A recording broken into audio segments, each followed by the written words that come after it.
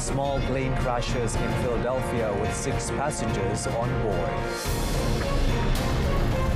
Myanmar junta extends state of emergency by 6 months.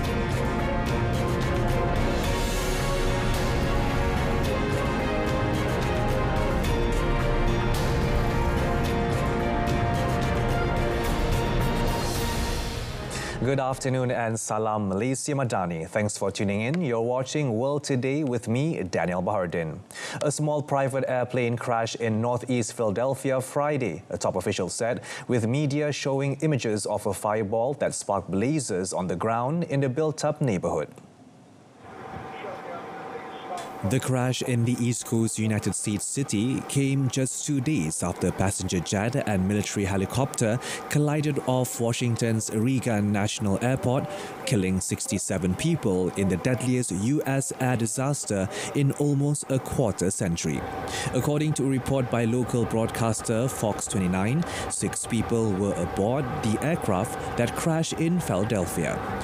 Philadelphia's Office of Emergency Management wrote on X that there was a major incident underway and that roads in the vicinity were closed, calling on the public to avoid the area.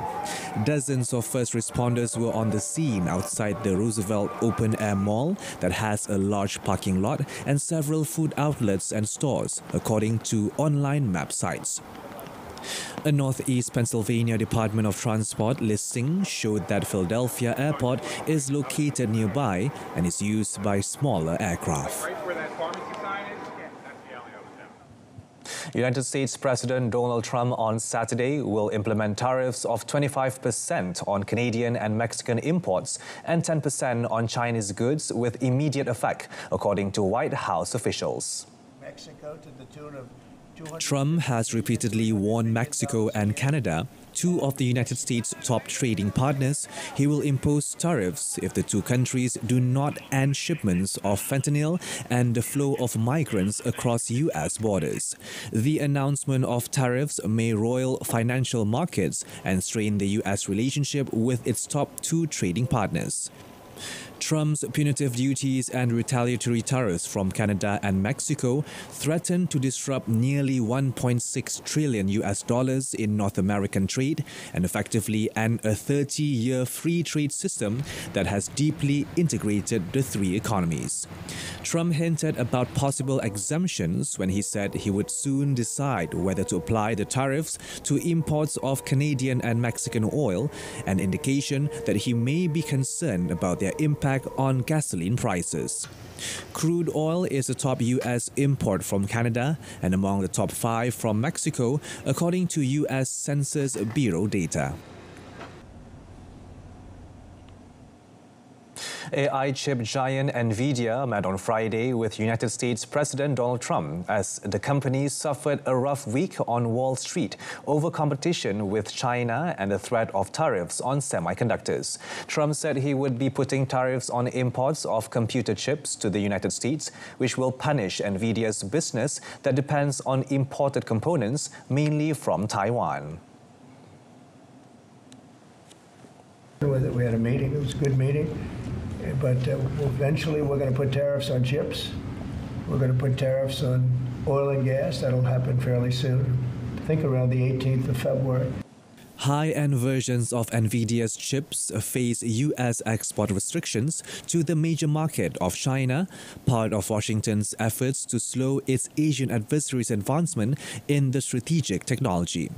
That policy came under scrutiny this week when Chinese startup DeepSeek achieved widespread adoption of its latest AI model that was developed without access to NVIDIA's export block chips. After the DeepSeek breakthrough, U.S. media reported the Trump administration was exploring ways to expand the restrictions to NVIDIA's lower-end chips. The DeepSeek model triggered a plunge in NVIDIA's stock Monday, wiping out nearly $600 billion in market value, Wall Street's largest single-day loss ever. Canadian Prime Minister Justin Trudeau on Friday said Canada will respond immediately and forcefully if the United States goes ahead with a threat to impose tariffs, warning Canadians that they could be facing tough times. As President Trump stated yesterday, he is still committed to placing tariffs on Canada starting as early as tomorrow, possibly. Now, we don't know precisely what that could look like, but I do know two things. First, if the President does choose to implement any tariffs against Canada, we're ready with a response. A purposeful, forceful, but reasonable, immediate response. President Donald Trump has set a Saturday deadline to slap a 25% tariff on imports from Canada and Mexico. He says he wants stronger action to halt the flow of illegal immigrants and the deadly opioid fentanyl into the United States. Trudeau, speaking to an advisory council on Canada-US relations, said the country was at a critical moment. Canada sends 75% of all its goods and services exports to the United States, and the economy would be massively hit by Trump's promised tariffs. Myanmar's ruling military has extended a state of emergency for another 6 months, state media reported on Friday, a day ahead of the 4-year anniversary of a coup that plunged the country into chaos after a decade of tentative democracy. The junta's information team said in a statement that the ruling military council, headed by Army Chief Min Aung Hlaing, unanimously approved the extension. Myanmar has been locked in a civil war triggered by the military's overthrow of the elected civilian government of Nobel Peace Prize winner Aung San Suu Kyi. The junta plans this year to hold an election which critics have derided as a sham to keep the generals in power through proxies. Critics and Western governments have said that any elections held under the auspices of the junta will be neither free nor fair. No date has been set for the election, but the junta is forging ahead with plans, despite struggling to run the country as it tries to fend off on multiple fronts an armed rebellion with its roots in a youth-led uprising that was put down by the military with deadly force.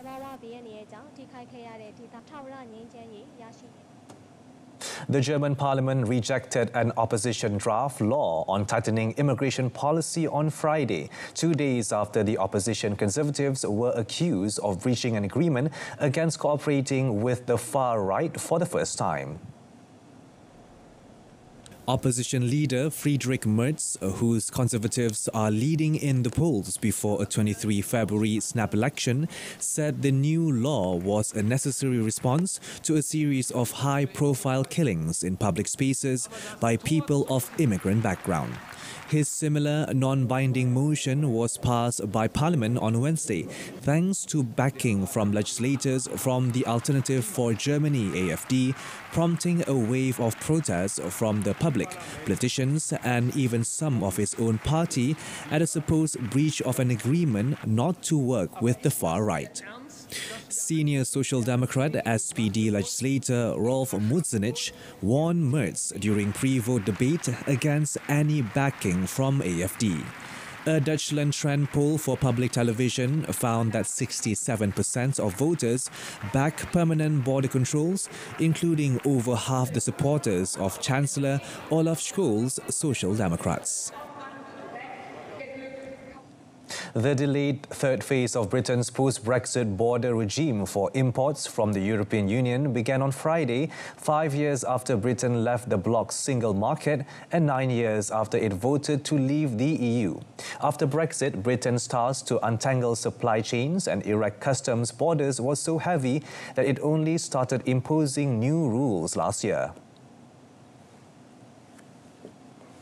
The first phase of Britain's new border model requiring additional certification for some goods came into force at the end of January last year. A second phase followed at the end of April, introducing physical checks at ports for products such as meat, fish, cheese, eggs, dairy products and some cut flowers. New charges were also introduced. From Friday, a third phase, delayed from 31st October last year, will kick off, with businesses moving goods from the EU to Britain required to comply with new UK safety and security declaration requirements, detailed information about the products being shipped. Britain's HM Revenue and Customs said mandatory collection of the data would enable more intelligent risking of goods, with legitimate goods less likely to be held up at the border. South Korea's Constitutional Court will rule on whether acting President Choi Sang-mok's decision to delay the appointment of a ninth judge to the court is constitutional on Monday. The court, normally composed of 9 judges, was left with 8 after Choi delayed the appointment of Justice nominee Ma Eun-hyuk late last month. According to the Constitution, at least 6 judges must agree to uphold President Yoon Suk-yeol's impeachment. Prime Minister Han Duck-soo was impeached by Parliament as acting president on 23rd December, 13 days after taking office for not approving justices to the Constitutional Court, leaving Finance Minister Choi Sang-mok to serve as the country's acting president. Opposition Democratic Party (DP), which has the majority in parliament, took the step after Han postponed signing legislation to launch a special counsel investigation into impeached President Yoon Suk-yeol's failed bid to impose martial law.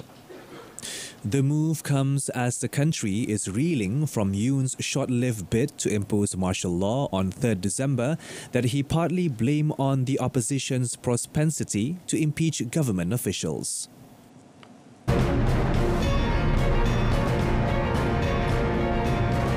Norwegian police seizes ship suspected of damaging undersea cables. That and more coming up next.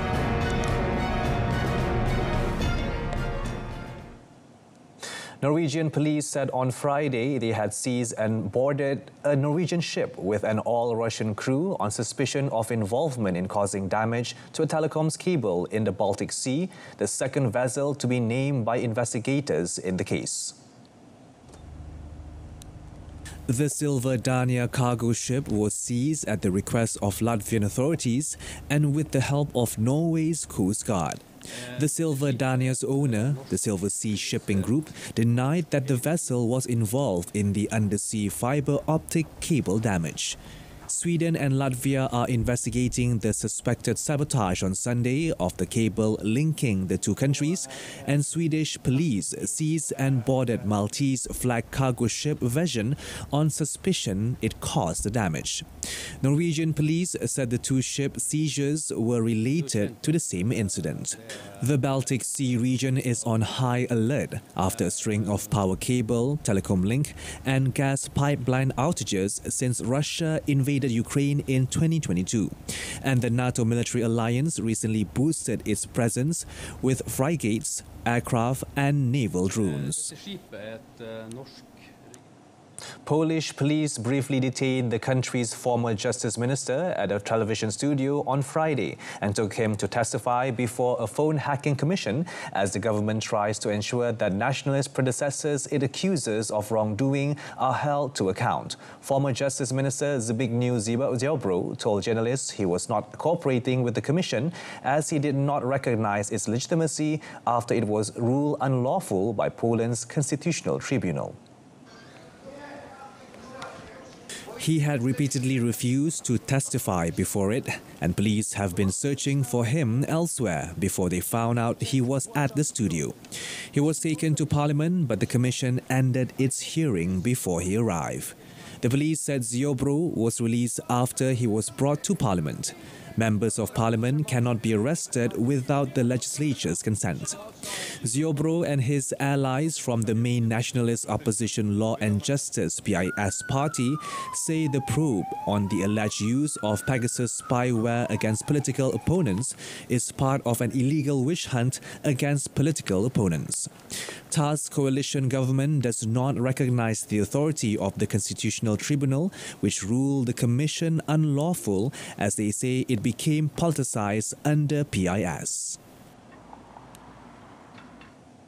French troops formally completed their withdrawal from Chad on Friday, marking the end of France's military presence in the Central African nation after nearly 70 years.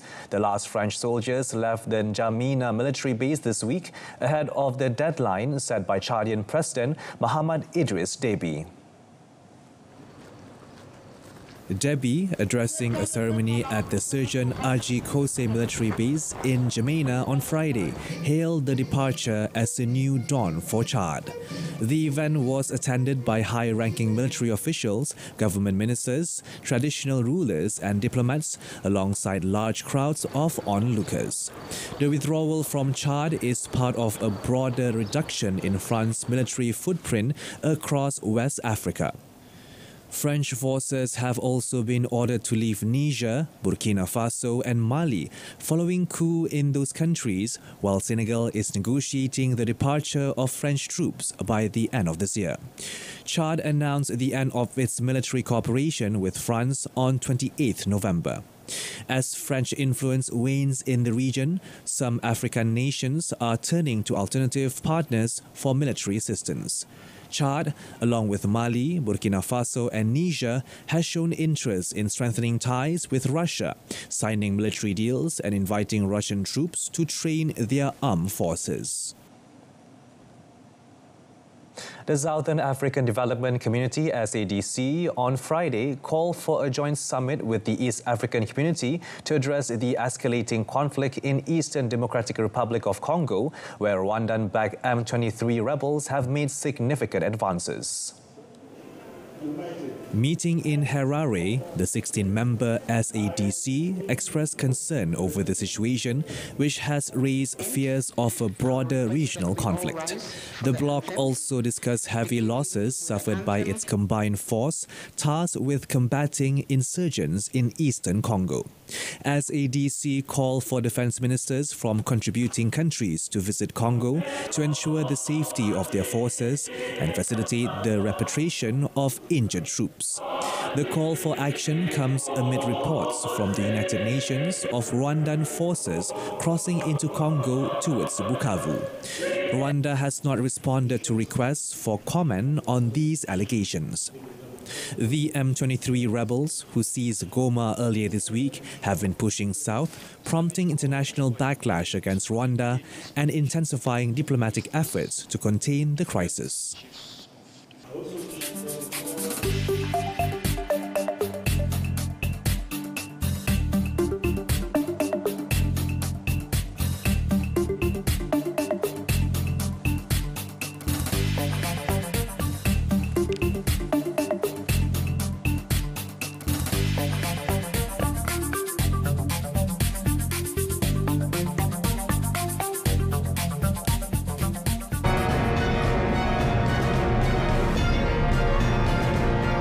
Still to come in sports, Al Hilal dismantled Al Ukhdud in 4-goal beatdown.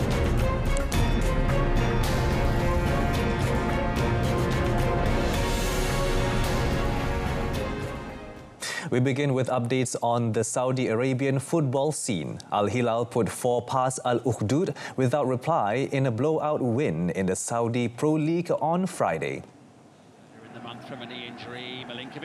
20-year-old Brazilian debutant Caio Cesar gave the hosts the lead just 4 minutes after kickoff, guiding in an initial shot from Motib Al-Harbi at close range.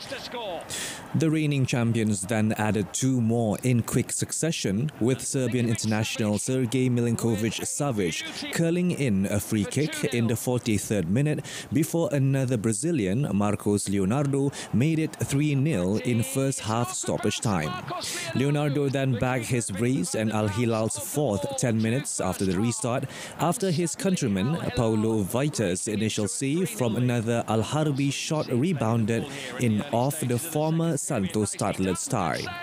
The win puts Al Hilal on 46 points, 3 clear at the top of the Saudi Pro League, with second place Al Ittihad taking on Al Khulud expected today.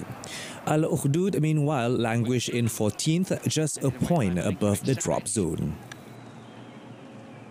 It's a decent shot and so... In another development, football superstar Neymar da Silva Santos Jr. was presented on Friday to the supporters of Santos FC in an emotional homecoming. Previously, Neymar visited the Rei Pelé Training Center facilities in Santos, Brazil, upon his return to the Brazilian soccer club, where he and Pelé made their names. The 32-year-old football player has agreed to a 6-month contract with Santos, aiming to rejuvenate his career and secure a spot in Brazil's squad for the 2026 World Cup. Obrigado pelas pessoas que estão acompanhando de longe, que torcem pela minha felicidade, torcem por mim e que a partir de agora vão torcer por Santos também. Neymar began his career aged 17 with Santos in 2009, racking up 136 goals and 64 assists in 225 matches to help the club secure their first Copa Libertadores title in nearly 50 years in 2011. He joined Barcelona in 2013 before moving to Paris Saint-Germain for a world record fee of €222 million in August 2017. Neymar has played only 7 games for Al Hilal since moving from PSG for a reported fee of around $98 million in August 2023. Still on football, former AC Milan coach Paulo Fonseca was handed the reins at Ligue 1 side Lyon on Friday, following the departure of Pierre Sarge. The 51-year-old former Portugal international signed a 2.5-year contract and has the task of trying to guide Lyon, who currently lies 6th in the table, to Champions League qualification. Fonseca's first match in charge will be against Marseille in the French League on Sunday. Lyon believes that Fonseca will be able to add defensive stability to the team and make it more competitive against the top 4 Ligue 1 teams. Fonseca, who was sacked by AC Milan in late December, has experience of Ligue 1 after impressing during 2 years in charge at Lille. But he faces a battle to win over the Lyon fans who had taken to Sarge and were angry at his sacking. He won the Portuguese Super Cup with Porto in 2013 and the Portuguese Cup with Braga in 2016. He also coached Shakhtar Donetsk, where he won 3 League Cup doubles, and Ukrainian Super Cup in 2017. Paulo Fonseca then coached AS Roma between 2019 and 2021 before joining Lille in June 2022, where he built one of the best attacking and efficient sides in France despite operating on a limited budget. However, he was less successful at AC Milan, producing only 12 wins in 24 matches across all competitions. In tennis, Alexander Kovacevic stunned Alexander Bublik 6-3, 6-2 on Friday to end the Kazakh's Open Oktagon title defense at the quarter-final stage. The American, fresh off a challenger title in Oeiras, Portugal a few weeks ago, is into his second career semi-final. Kovacevic won 84% of points behind his first serve while saving all 8 break points faced to upset 4th seed and 2-time champion Bublik, who was also victorious in Montpellier in 2022. For 26-year-old Kovacevic, it's the first semi-final since 2022 in Seoul, but he will face stiff opposition in the semis in the form of top seed Russian Andrei Rublev. Rublev advanced after his opponent, Georgia's Nicolas Basilashvili, was forced to retire with an injury, trailing 2-5 in the first set of their quarter-final match at the Indo Hardcourt ATP 250 event. Kovacevic, ranked number 102, will play Russian Andrei Rublev, the top seed, next. The World Marathon Challenge 2025 got underway in Antarctica on Friday. Ultima Base in the Norwegian Antarctic territory of Queen Maud Land played host to the first installment of the sports event, which sees participants run 7 marathons on 7 continents in 7 days. In total, 62 competitors of 20 different nationalities completed 10 loops of the base's 4.2 kilometers perimeter before boarding a plane to Cape Town for leg 2. The event then stops off in Perth, Dubai, Madrid and Fortaleza before finishing in Miami on February 6th. Battling temperatures which plummeted to as low as -9 degrees Celsius when factoring in the wind chill and challenging underfoot conditions due to loose snow, Alan Nawaj, a tech entrepreneur from California, was the first man to cross the finish line in Antarctica with a time of 3 hours, 21 minutes and 7 seconds. Meanwhile, Spanish athlete Estefania Unzuripol finished in 3 hours, 38 minutes and 53 seconds to win the women's race.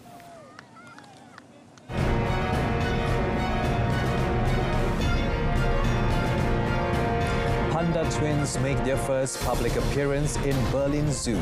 That's next and more in our Offbeat segment.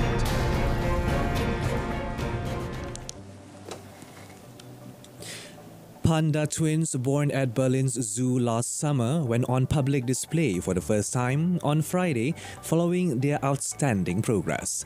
In a mute video released by the zoo on Friday, mother Meng Meng and her cubs Lenny and Lottie are seen cuddling together and sharing a lunch of leaves. China is the official owner of Lenny and Lottie, and Berlin, the only zoo in Germany to show the animals which are on loan from China. The first two giant pandas from China arrived in Berlin in the summer of 2017 from the Chengdu research base. According to the zoo, Berlin pays China $1 million per year for the two pandas, part of a 15-year contract. On 31st August 2019, Meng Meng gave birth to her first cubs, Pit and Polly, the first ever pandas born in Germany. As the clock struck 8 on Thursday evening, the sky above Hong Kong's Victoria Harbour erupted in a kaleidoscope of colours, marking the arrival of the Chinese New Year. This year's 23-minute fireworks display, a dazzling spectacle of 23,888 pyrotechnic bursts featuring 9 scenes, drew over 250,000 residents and tourists to the waterfront, united in celebration of the Year of the Snake. The annual event, co-organized by the Hong Kong Special Administrative Region Culture, Sports and Tourism Bureau, is a must-see for many Hong Kong residents and tourists. According to the Bureau, in addition to the 23-minute fireworks spectacle, the city is celebrating the Year of the Snake with some other events, including a parade float, a horse race and a football match. The government anticipates that approximately 1.43 million tourists will visit the city during the week-long Lunar New Year holiday, which runs from 28 January to 4th February.